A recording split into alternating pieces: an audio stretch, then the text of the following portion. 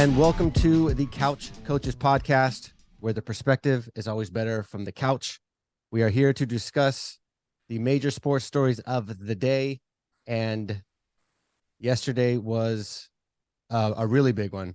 The weekend also, but yesterday was very big. Let me introduce the host, Deacon Greg, Brother Bill, and I'm Brother Joe, and I would like to discuss, obviously, Damar Hamlin.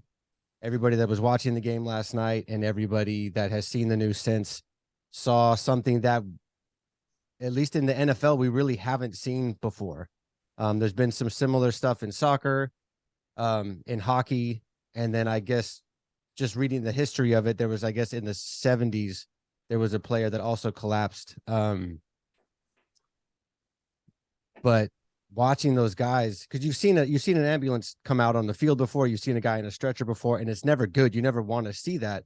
But man, when they showed the players crying before we really knew what was going on, it's like, what's happening? I've never seen anything like this. I don't know if you guys have seen, or just your thoughts. Nobody's seen it, so just your kind of thoughts on seeing that develop yesterday. Well, my thought was the initial hit, I really didn't know what had happened, and I didn't know which player was down. So I had to keep going back and looking at it over and over. Then I finally was able to see him actually stand up and then fall backwards, to the ground. Like you said, with the emotions of the players and things like that, I was thinking there was no way they could have played that game. There's no way. I was discussing with someone else today. There's no way they could have turned the switch back on after going through all those emotions. They could have never got back on the field to play anymore. So I that was the correct decision to postpone that game. Absolutely. Brother Bill? Yeah, the last time I saw anything closely resembling a player collapsing on the field was back in 1990 during the NCAA March Madness. University of Loyola Marymount player Hank Gathers collapsed during one of the tournament games, and unfortunately, he subsequently, passed away. But that was the last time I saw anything like that. In all the years of watching sports, I've seen, players get injured, varying injuries, head, neck, limbs, whatever, and be, carted off at some point, even some, ambulance, but never what I saw last night. It was just surreal.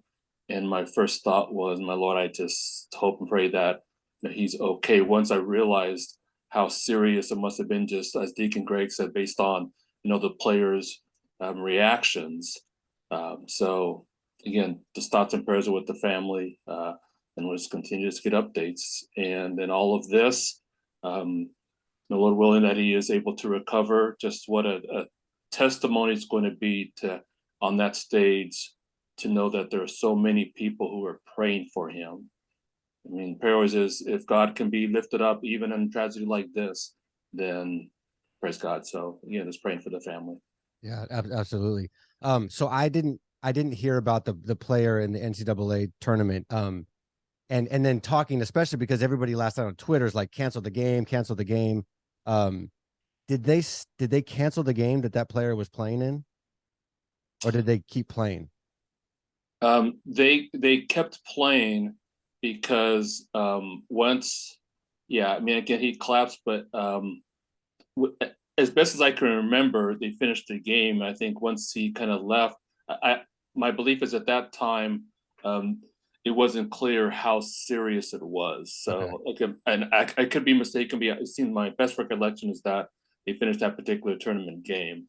And that team made actually a pretty deep run into the tournament, all the way to the Final Four, as a matter of fact. So yeah, so obviously with them talking about canceling the game and they should have done it and why did it take them so long and that stuff, they ended up bringing up other instances where people have had either cardiac arrest during an event or like a major injury that they ended up passing away from, and none of the events had stopped. Like there was a player in I think England last year, the year before, that collapsed on the field, and he's fine, but they carted him off, and once they got the thing that he had stabilized, they kept playing the game. Right. And I like you're saying, like, I don't know how Deacon Greg, I don't know how how the players seeing this guy that they go to like quote unquote war with getting CPR and watching him just, I don't know how you could possibly come back from that. And this Exactly. was the That's why. first instance that they stopped. That's why I was saying there was no way. I don't think they couldn't have came back out and played after that. The emotions that they had showed, and they were totally emotionally spent after that, and there was no way they could have came out and played a competitive game. So the NFL, they made the correct decision. I was just looking at that play though, in general, and just watching the contact, the way it happened and things. And just my take, I grew up playing football and stuff like that. I coached football, coach Pop Warner and stuff like that. And I can remember the progression of how they when I first learned how to play football, the way they taught us to tackle. And then as I started to coach Pop Warner, they started to call it a glancing blow. You could tackle. We used to lead with the helmet.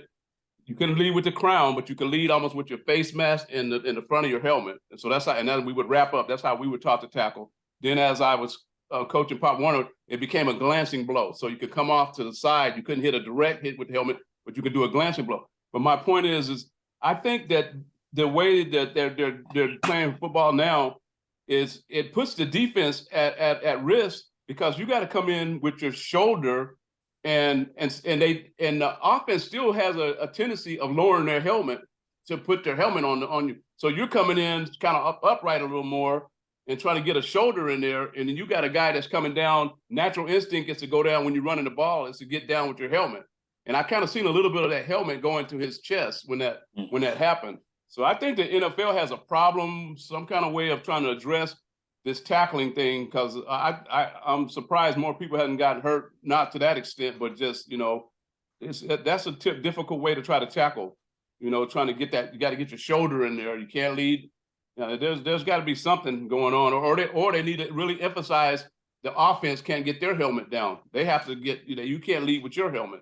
Yeah, like they're for the safety of the offensive players, they're putting it to the detriment for the safety of the defensive players. Yeah. So I shared this story with you guys last night over text. As scary as that situation was last night, I feel very confident for the recovery of this young man. Because my dad had a very similar situation 12 years ago. He wasn't playing in the NFL doing anything cool. He was at the gym on the treadmill, and his heart just stopped. And he happened to have two retired nurses next to him. So as soon as he collapsed, they check his vitals. Nothing's going on. So they give him CPR. They had the defibrillator there. The defibrillator wasn't charged, so it didn't go off. So just with the nurses giving him CPR until the ambulance got there, and then he's in intensive care, similar to what I think is going on with Hamlin. He's in an induced coma. He's intubated. They're checking his vitals. His body just has to, I think, just kind of calm down for like 48 hours, and then they'll have a better idea of where he is. But my dad was 70 when this happened, and nothing. I mean, other than having like a rehab year, 6 months, where they're kind of checking to make sure there isn't anything long term. He's been perfectly healthy for the last 12 years. So watching this and seeing, I mean, they're instantly on the field. They're instantly giving him compressions right away. They're giving him oxygen right away. And they got him to a level 1 trauma center. I feel very confident that this guy's gonna pull through and be fine. And I'm praying that that's actually what happens. Did you see? So he has a nonprofit that he sponsors. Did you see that their goal was 2,500 and they have like $4 million? Yeah, we actually go ahead. Yeah, go ahead. Sorry. That is amazing. Yeah, I think last count, because we were watching the news early this evening, and I believe the total now is up over $5 million in donations. That's incredible. Worldwide. Yeah. And this guy, I mean, so obviously we're based from a church. This is a Emmanuel podcast, Emmanuel network. But just talking about a bad situation, he's going to help out, and God willing, the man pulls through. But how many people is he going to help out by having to go through this situation? I mean, talk about like the good coming out of the bad. It's just, So when I saw that, and just every hour last night, it just kept going up and up and up, and it's amazing. Okay, to a more obviously not a serious subject, but Deacon Greg, I'm going to direct this to you. Give me your thoughts on the whole Derek Carr situation, because it's a pretty unique. I've never seen anything like this where a player's been, he's up and down.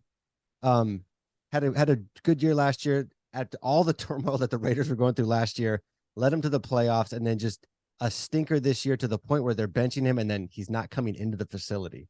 I would just, as a Raiders fan, I would love to hear what you're thinking.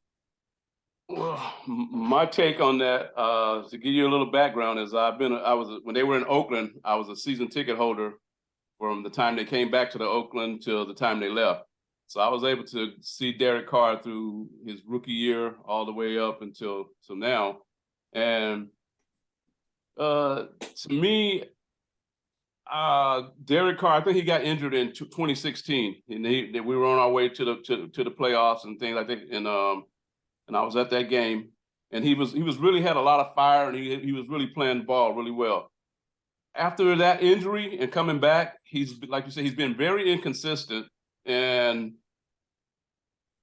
I think and a lot of people, I'm on the Raider group, and I get a lot of emails and things like that. A lot of the fans are split, both in half and half. Half of them are Carr fans. They call them Kardashians, and the other ones, are sort of like me. I believe in giving everybody a fair shot, but I think he's had plenty of chances to prove himself, and I just think that we could win. The Raiders can win games with him, but I don't think he's a Super Bowl caliber quarterback. So if your goal is to just win a bunch of games and get to the playoffs or get close and then to go home, then Carr will be your guy for you. But as a diehard Raider fan, I like more than that, and I'm fine with the decision because I feel that they gave him a lot of opportunities. He's more of a pocket passer, and the game has evolved. You got to make plays with your legs, and you got to be able to improvise and things like that. I always said he's like that. If everything is perfect around him, you got the perfect pocket and everything and all that, he's your quarterback. But when something breaks down, he's not going to make it happen. So I think the decision was a good decision. First of all, there was two points to that decision. It was his contract. If he were to get hurt, the Raiders would have been on the hook for $40 million. So now, with the way his contract is structured, they could release him, cut him, and they would only be on a hit for $5 million. So that played a lot into that decision. But I also like that they given this young guy. You got to see what you have in this young guy. They gave him Stidham. They gave Stidham. He got a funny pronounced name. Stidham. Something like that. Excuse me for that. But anyway, they gave him a shot, and I think he did pretty well. We'll see what he does against the Chiefs. So that's my take on it.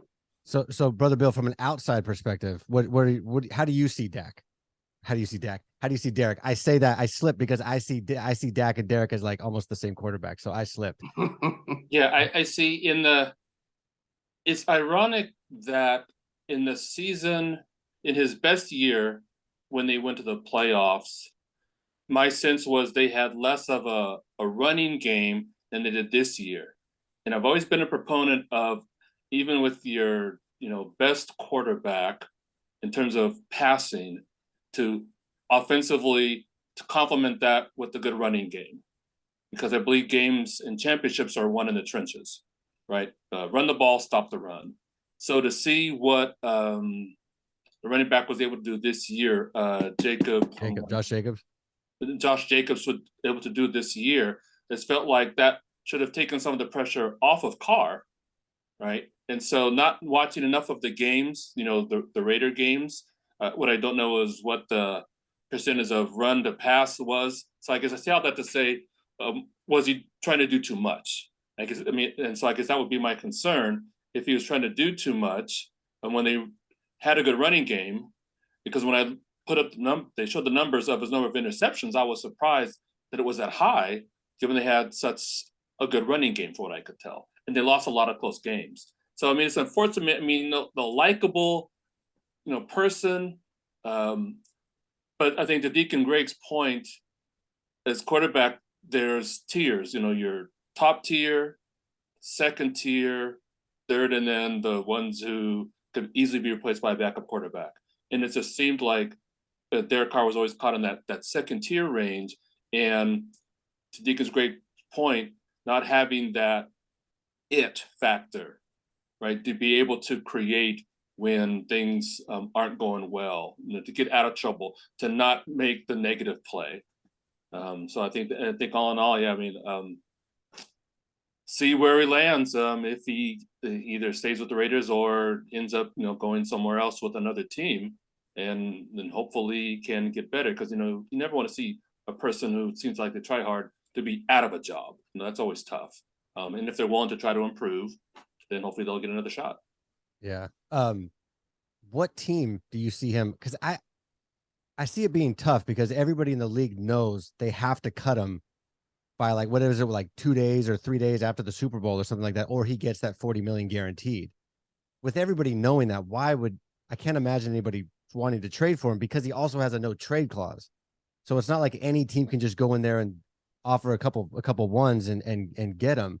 Do you just see them ending up having to cut him and just eat the 5? Yeah. I mean, not the 5 million is a bad thing to eat, but over 40. Yeah, I guess, but because it's so late in the season, yeah, I don't know if there's precedent for a player, especially a quarterback, opting to kind of sit out the last 2 games, and then something happened to him before the season is over, right? I mean, if the Raiders only one more game, and I don't know when all the trade talk and all the contract discussions can start, if it's either after the Super Bowl or even if it's after the regular season, if the team isn't in the playoffs. I just don't know. But I mean, there are plenty of other teams who have quarterbacks who I believe Carr is better than. For sure. So it's just a matter of when there'd be an opportunity for him to get into the shot if that pans out. Yeah. Yeah, I kind of see it both ways. Where they might a team might come because they might think a lot of teams look at him as he's the missing piece. Like you said, he's better than a lot of quarterbacks. I look at in Indy their quarterback situation is horrendous. The Falcons quarterback situation, and even the Panthers. There's a couple teams out there. So if I'm one of those teams, and I would think, you have a chance, I can make a deal and make sure I get that guy, or I could just try and wait, and then maybe somebody else get him. If I could trade for him, so there's a possibility that he might get traded. There's a possibility, but or you could just sit back and just cross your fingers and hope he kind of lands to you or something like that. Yeah, I could see him. Just his personality. There's something. So he's from Bakersfield, and my wife's family's from Bakersfield. So I pay attention more to Bakersfield than I would ever pay attention because of that fact. But Bakersfield's got this weird thing where it's like they have like kind of a Southern accent, which makes no sense because they're in the middle of Southern California. But like I could totally see him going to like Houston, and he's already kind of talks like everybody else, and like he seems like such a good like team player guy. It's hard to see somebody that seems like a good guy play horrifically because you want the good guy to play well. But we had Alex Smith for years, and he's a phenomenal guy. Okay, quarterback, not great, but I could see him. It's hard because his brother's out there saying he wants stability. Well, the teams that need a quarterback are like the Jets, the Texans, the Panthers, probably Tampa Bay next year. The Redskins. I mean, it's all like nonsense teams that are just all over the place. All Indianapolis are just all over the place all the time. And it's going to be, I don't see him retiring. Like he said he was going to. If he's not a Raider, he's going to retire, but I don't see him. Yeah, I think he already took that off the table, that retirement talk. So he's like, actually, yeah. He's like 40 million. He goes, I could play some more. I could do that. I think another thing that was tough for him was the changes in offensive systems. The number of all the time, yeah. I mean, in sports, and I kind of picked on that when he said stability. It's challenging in a team sport for players to constantly switch systems. So think about, in our jobs, if we were having to either change companies every year, for example, and or be moved to a different team frequently within our roles. I mean, that you have to relearn it. I mean, my personality, that's just too disruptive even for me. So I can imagine what it's like for an athlete. Yeah. Unless you go to the Rams for some reason, you can just pop in there and just go. Yeah, That's I think awesome. me and I don't know Joe, how. I think we had that conversation a little bit on Sunday, Joe. We were talking about, seemed like to me as a 9-year veteran, and you get and you know you like you said, Bill, you're getting a lot of different coordinators and coaches coming in, but they're just only adding to your toolbox. That you should after a certain period of time, there should nothing new should be able to surprise you. You should be able to go out there on that field yourself and be able to read defenses and see. You've seen everything. You've had everything come to you. You've seen it all. After 9 years, I don't think there's too much of an excuse. A little bit of my analogy. I'm a crane operator, a journeyman crane operator. I go to different job sites. Different people tell me different things and everything. But running the crane is the same thing. So I'm gonna go out. You can tell me whatever, but so I'm still gonna run the crane because I know how to run the crane. So that I got different bosses. I got different different project managers or whatever, but they're running that crane is the same, just a different setup. The job is different or whatever, but so I really don't, that don't go too that far with me with the new coaches and things. So Well, and you know what? I think there's a lot of Broncos fans that are probably feeling the same way you're talking about. You're like, you're not new, Russ. How are you? How has this happened since you've been here? He's up too much with all those kids. Is what's the problem? Sleepy. Okay. We have about 10 minutes left. Tell me who you think's going to go to the Super Bowl, AFC, NFC. Deacon Greg, you go first. NFC, I'm riding with the Philadelphia Eagles. Hey, but I give the Niners. You know what? The Niners they're gonna be in the hunt. They're gonna be there. Niners ain't to be taken lightly, but I do give the edge to the Eagles. And then in the AFC, I'm gonna go ahead and go with Kansas City. So would you put Eagles 1, Niners 2? You know what? I would do that. Okay. Simply because of what I seen the Niners do to Dallas last year. Yeah, we do it again. Brother Bill. Yeah, the AFC, before last night, I would have said Kansas City, because I believe that they have, even though their defense is weaker than their offense, I just believe that they have the coach, they've got the quarterback, they've got enough offensive weapons in their play calling, the way they dismantled the 49ers, just from a play calling and execution standpoint. Looking at the other defenses in the AFC they would face, I would still give them the edge. But after last night, I mean, and Buffalo was still in the hunt for the playoffs, and they're already in the playoffs. To think about how last night could possibly galvanize the players, something that we've seen in sports varying degrees, right? How teams rally for a cause, but last night you just never know, and so I think that's the wild card. So I would say either of those two teams. In the NFC, all things considered, I mean, I can't disagree with Deacon Greg in that Philadelphia, I think on paper, and what they do in all three facets of the game, especially if they're at home, they would likely be the favorite. But the difference I see in the 49ers this year, even with the rookie quarterback, is there's enough players on both sides of the ball, offense and defense, and special teams have improved, that team and that running game and that defense, that execution can travel anywhere.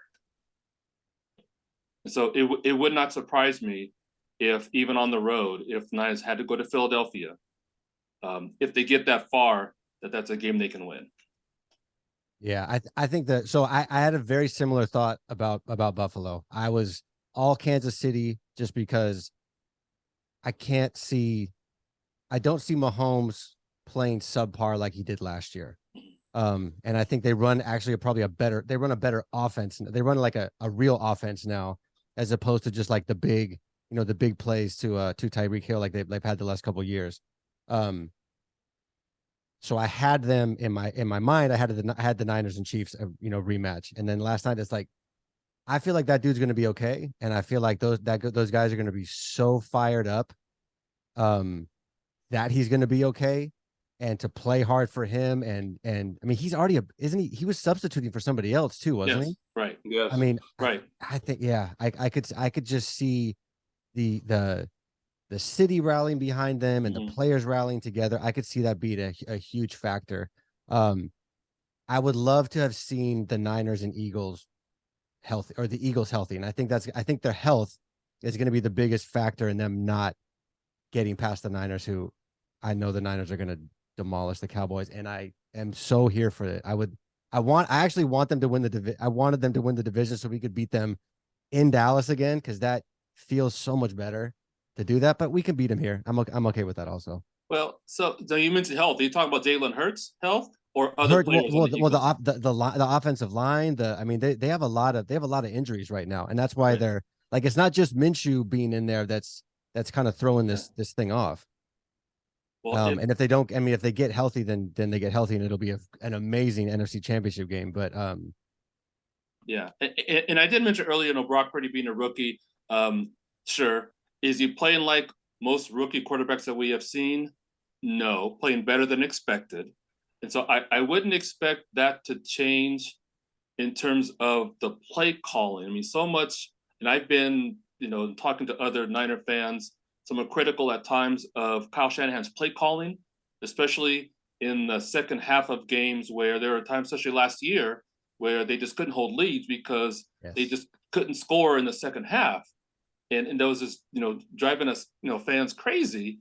And that improved this year to where we're putting up points all throughout the game. And so I think, like I said, if he's not asked to do more than he needs to, and he's got great pocket awareness and very few negative plays, that interception yesterday, good play call, underthrown, give that one to the defense. But all in all, if the team plays the way if all the teams execute the way they should, then injury is going to be the wild card. And so I think on the AFC, if Cincinnati goes back, I can't say I'd be surprised because Joe Burrow is a baller. They've got the run again. They have a pretty good defense. Well, and that's what makes they're quietly really good. That's what makes the second season fun. Talks about them, but they have a great defense. They got Joe Burrow. They have an amazing, wide receivers and stuff. But it's like Mahomes and Allen take up so much spotlight. It's like you don't talk about this team that's, I know obviously they don't have the same kind of firepower, but that would have been a heck of a game last night if it got to completion. Yeah, defense is going to win this championship.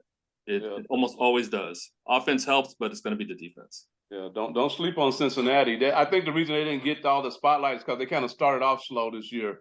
They had some rough spots going, and they even last year they pick up the momentum in the end. But they have a solid team, so they're going to be in the hunt also. But it's going to be very interesting. AFC is much deeper than the NFC for sure. I'm glad we're an NFC team. And part of me is like, I understand that I'm completely biased, obviously, but man, I just look at the NFC and just go, the Giants, like the Giants are in the playoffs, and it's like, this is, I'm not Cowboy. Yeah. The Cowboys are the Cowboys, and Cowboys fans are so loud, and I cannot wait for them to be out of the playoffs. Well, you've got Tampa Bay Bucks fans who are saying, don't forget about us. I mean, forget the record, right? Because once you get in the playoff, all you need is 3 good games to get to the Super Bowl. I mean, but they can't even get 3 good quarters together. What's that? They can't even get 3 good quarters. They only play 1 good quarter. I got Packers and I got more confidence in the Packers though. Bucks, you can write them off, but don't just pack the Packers in right now. Yeah, but they lose when they're good. What they're not even like, okay. They beat the Vikings, but the Vikings are obviously not. No, the Vikings. The Vikings are pretenders. They're going to get exposed. They could be one and done because of their defense. I mean, at some point, always having to come back late in the game against better defenses, that just that sooner or later, the clock strikes midnight. Yeah, like I said, it's all about the defenses. Yeah, they are the pumpkin for sure. Yeah.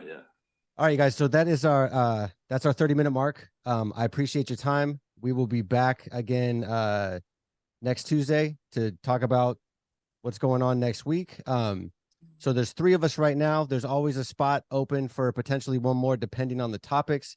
I would like to get Pastor on here at some point to talk about his point of view that LeBron is, in fact, the greatest basketball player of all time. I'm hoping he comes on and can explain that to everybody, especially his friends in Chicago. That's his point of view. Of all time, Sure, or it is. in this generation. He says LeBron's the greatest player of all time, and I find that interesting. Oh, that is very interesting. I thought he was Jordan. I know, huh? You'd have thought that. Yeah. Yeah, that's a tough one for me on a team sport. But yeah, I mean, as talented as he is, I'd have to give the nod to someone else. Yeah, Not taking anything away from him. Yeah. We'll get past on here. Yeah, no kidding. Oh man, yeah. Have him on there for that one. All right, guys. I'll see you guys next week. Thank you so much. All right. Take care. Yeah, take care.